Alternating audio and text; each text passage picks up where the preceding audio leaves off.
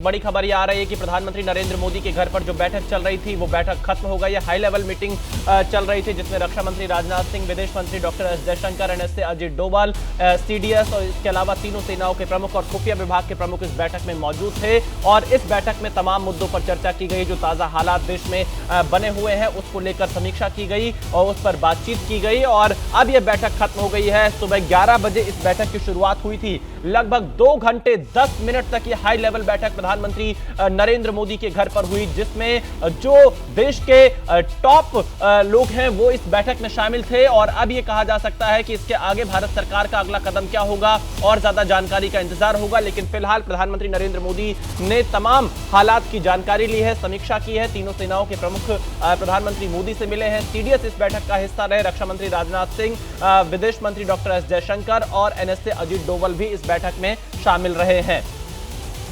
तो प्रधानमंत्री मोदी के घर पर यह बैठक खत्म हो गई है। 2 घंटे से ज्यादा यह बैठक चली है। देश के ताजा हालात पर इस बैठक में चर्चा की गई है।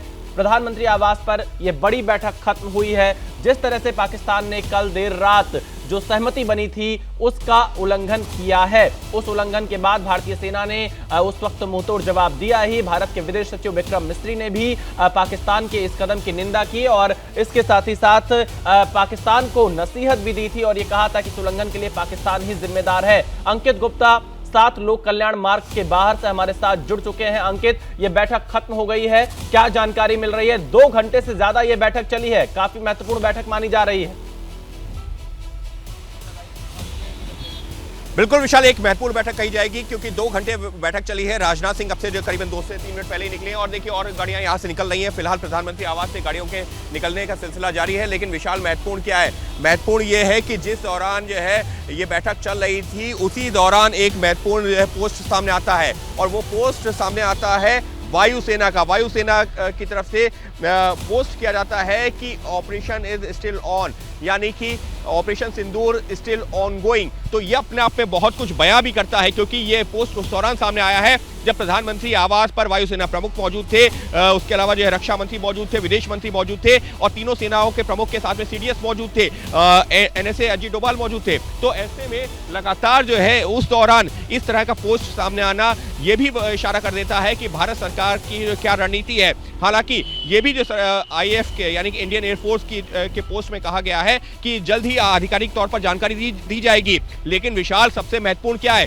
सबसे महत्वपूर्ण ये है कि जिस दौरान वायुसेना प्रमुख अंदर प्रधानमंत्री के साथ बैठक में है उसी दौरान इंडियन एयरफोर्स के ऑफिशियल हैंडल से एक्स पर ये पोस्ट आना ये भी इशारा कर रहा है कि सरकार की रणनीति क्या है। और सरकार की रणनीति साफ है कि ऑपरेशन सिंदूर अभी खत्म नहीं हुआ है, वो चल रहा है और इसी वजह से ये पोस्ट अपने आप में काफी महत्वपूर्ण हो जाता है। जी बिल्कुल अंकित, आप नजर बनाए रखिएगा। तो देखिए, अंकित बता रहे हैं कि जब ये बैठक चल रही थी उसी समय भारतीय वायुसेना की तरफ से ऑपरेशन सिंदूर जारी है, यह बयान सामने आया और ये बहुत बड़ा बयान है भारतीय वायुसेना की तरफ से। हमारे साथ जुड़े हुए मेजर जनरल रिटायर्ड संजय मिस्टन जो कि डिफेंस एक्सपर्ट हैं।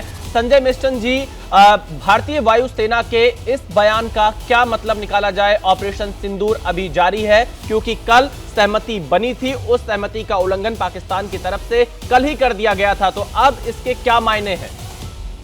बिल्कुल, भारतीय सेना का ये जो बयान है बिल्कुल सही है और इसको मैं एंडोर्स करता हूं। इसका कारण यह है कि पहली बात, लड़ाई खत्म नहीं हुई है ऑन ग्राउंड, क्योंकि ये एक टेम्परेरी। पहली बात, सीज फायर का मतलब क्या है? सीज फायर ये है कि दोनों डीजीएमओ ने अपने ऑपरेशनल चैलेंज में बता दिया होगा right up to the junior most level कि अब ये लड़ाई स्थगित है, टेम्परेरी सीज फायर है।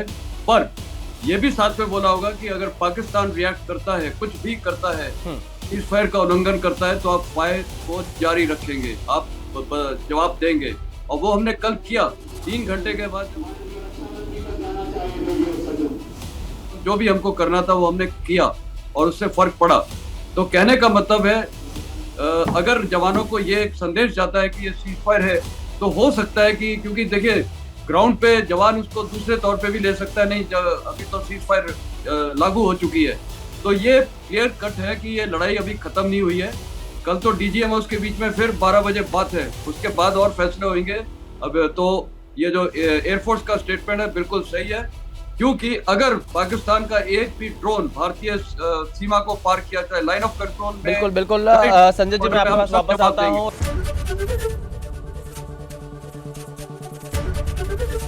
एबीपी गंगा, खबर आपकी, जुबान आपकी।